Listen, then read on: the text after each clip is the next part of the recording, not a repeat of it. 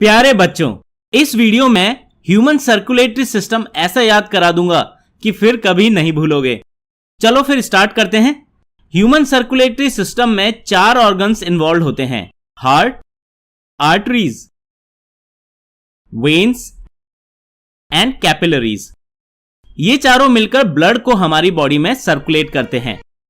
सबसे पहले हार्ट को समझते हैं। हार्ट 4 चैम्बर्स में डिवाइडेड होता है। ऊपर वाले 2 चैम्बर्स को एट्रिया कहते हैं और नीचे वाले 2 चैम्बर्स को वेंट्रिकल्स कहते हैं। हार्ट की राइट साइड वाले एट्रिया को राइट एट्रियम कहते हैं और वेंट्रिकल को राइट वेंट्रिकल कहते हैं।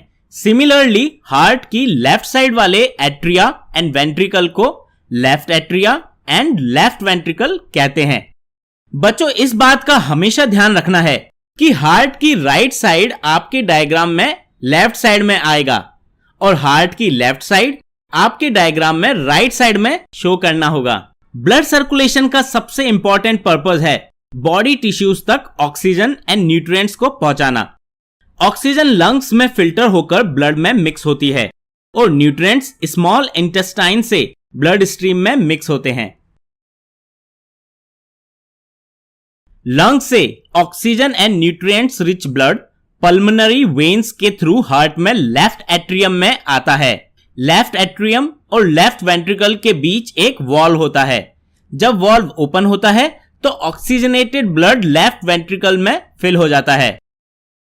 लेफ्ट वेंट्रिकल से हार्ट ब्लड को पंप आउट करता है through main artery aorta. Left ventricle and aorta के बीच भी एक वॉल्व होता है।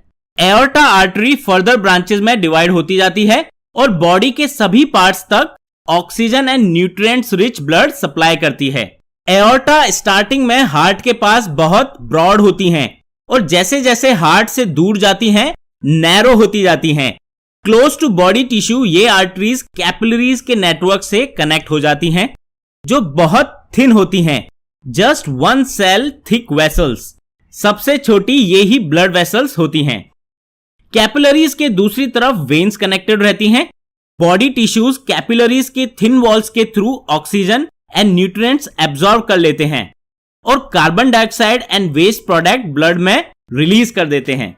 ये ब्लड जिससे ऑक्सीजन एंड न्यूट्रिएंट्स ले ली गई है और CO2 एंड वेस्ट मिक्स हो गया है, इसे डीऑक्सीजनेटेड ब्लड बोलते हैं, जो अब कैपिलरीज से वेन्स में चला जाता है।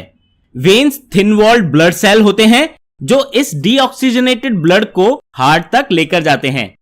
ये डीऑक्सीजनेटेड ब्लड हार्ट में राइट एट्रियम में एंटर करता है थ्रू मेन वेन, जिसे वेना केवा कहते हैं। एंटर करने से पहले ये डीऑक्सीजनेटेड ब्लड लिवर से न्यूट्रिएंट्स एब्जॉर्ब करता हुआ आता है। Right atrium and right ventricle के बीच एक वॉल्व होती है।